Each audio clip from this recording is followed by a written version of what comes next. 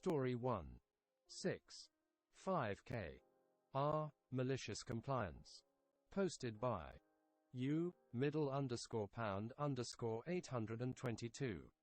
14 hours ago. Do not leave your classroom without asking permission. MOC. This happened yesterday. I teach at a public school.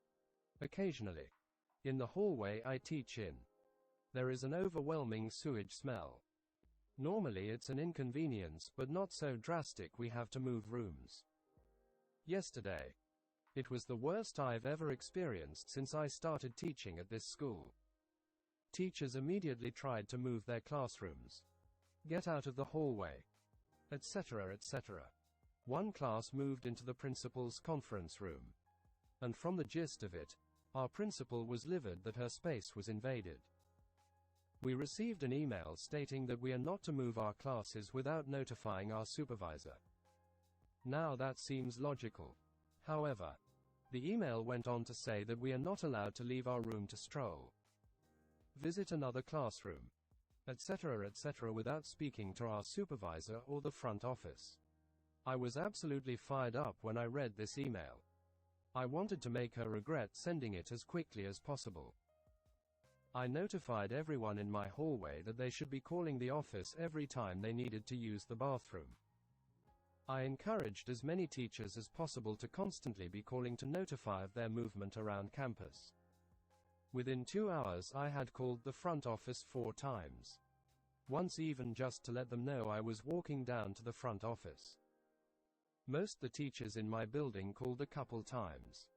Once, when the main receptionist was on lunch and another support staff was covering for her, I called to let them know I was going to the bathroom, and the woman on the other end sounded so confused. "Do you need something?" she awkwardly asked. I explained it was that per the email it was expected for us to notify the office of our bathroom breaks. She chuckled and told me to have a good time. Within 3 hours we received another staff-wide email explaining, okay, some clarification, and that we should not call the office if we need to go to the bathroom, have a stroll on campus, or visit another teacher's classroom. I walked down to the office later that day with the biggest grin on my face, and every support staff knew exactly why I was so happy. We all had a good laugh. One of the support staff said to me that the principal said, "I didn't mean it literally. If you are going to put something in writing to a group of professional educators and be aggressive and rude about it, you better know exactly what you are saying." Zany face. 172 comments. Award. Share. Save. 177 people here. If you are enjoying this video, like, comment, subscribe, and turn notifications on. Story 2. $736. R. Malicious Compliance. Posted by U. _56. 10 hours ago. How to save money on travel. SOC. I was working as a consultant for a company in New Jersey. They had a branch in Reno, NV, that I had to visit about once every 3 weeks. I booked my own travel arrangements and billed the client. After a couple of trips I got call from the client's bean counter. He wanted to know why I was flying to San Francisco. I explained that there were no direct flights to Reno. The quickest way was to fly to San Francisco, then to Reno. He had found a route, Newark, Chicago, Reno, that was almost $100 cheaper. I said I had looked into that, but there was a layover in Chicago which made the travel time a lot longer. He replied that it was company policy to only reimburse for the cheapest fare. Okay. On my next trip I found I could save almost $150 by making a stop in Dallas. But it increased my travel time by almost 3 hours. My contract specifically said I would bill for all travel time. The contract lasted about a year. For each trip I searched for the cheapest fare regardless of the number of stops. I was paid for a lot of hours sitting in airports, saving the client money on airfare. 42 comments. Award. Share. Save. 23 people here. If you're enjoying this video, like, comment, subscribe, and turn notifications on. Story 3. $1. 1K. R. Malicious Compliance. Posted by you, the greatest man 132. 16 hours ago. The vehicle won't flip. Whatever you say. Boss. MOC. So this story is from my IT teacher. Well, call him Joe. Before he was an IT teacher, he served a few years in the Marine Corps. I don't know how many in total. He tells us a lot of stories about his times in the Marines. Some of them are really fun. And others are pretty somber. H has told us about his PTSD. It's entertaining nonetheless. Anyways, one of the stories he told us today I knew was perfect material for this sub. I did ask him permission to post it.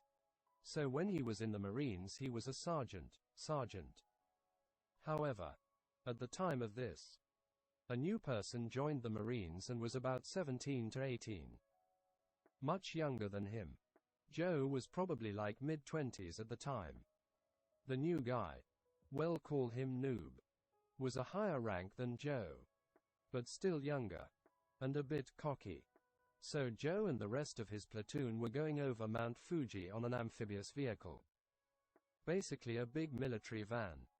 So considering it's a massive mountain, they came to a part of the mountain that had a really steep tilt to it. Now keep in mind, there's two types of radio communication, intercom and radio. Intercom means what's being said will be told to everyone who has a radio. But radio will only go between two people. So Joe was driving the vehicle and they got to the steep part. Noob decided that he thought the vehicle could survive it and make it over fine. Joe knew that it most definitely would NT. He was in the Marines for much longer than Noob. Noob, over the intercom, argued with Joe. He was telling him to go forward and that the vehicle would make it. But Joe argued back with him saying it would NT. Eventually, Noob said, "I'm ordering you to drive this vehicle forward now." Quote. Now, given that this was a direct order, Joe obviously had no choice but to comply. So, over the intercom, Joe told the rest of his platoon to buckle up and hold on tight. He closed the latch above his seat and buckled up too. Noob was confused by this, but didn't buckle up or close the latch above him. Joe started to pull forward. And once they got onto the steep part they were going decently good. Noob seemed pretty confident. However, almost immediately the vehicle started to tip slowly. One of those where you can feel it for a little before it flips. So Joe held on tight. And then they fell. They tumbled around and around like 5 times. During their falling, Noob flew out of the hatch, or jumped out. He wasn't sure, but wasn't really hurt. He only got a concussion from the door to the hatch hitting his head as he went out. Joe was fine due to being buckled up. But some of the other passengers weren't buckled, so they flew around. Most of them broke a bone or two and or got a concussion. Once they stopped, Joe got up and left the vehicle. The gunnery sergeant, well, call him Red, immediately ran over. Now Red was your textbook tough guy Marine sergeant. He was almost 7 feet tall. Extremely built. Broad-shouldered. Everything you'd expect. Joe immediately started explaining that it was an order and that he had to listen. Red said he heard everything due to the argument being on the comms. Noob ran over a minute or so later and started yelling. "What did you teach them? They don't even know how to drive." Quote. Basically, sicking the blame on Joe. Red, having heard everything, stomped over to Noob and grabbed him by the front of his shirt, yanking him forward and yelling at him. He then pushed Noob forward and socked him right in the face, knocking him out and dropping him.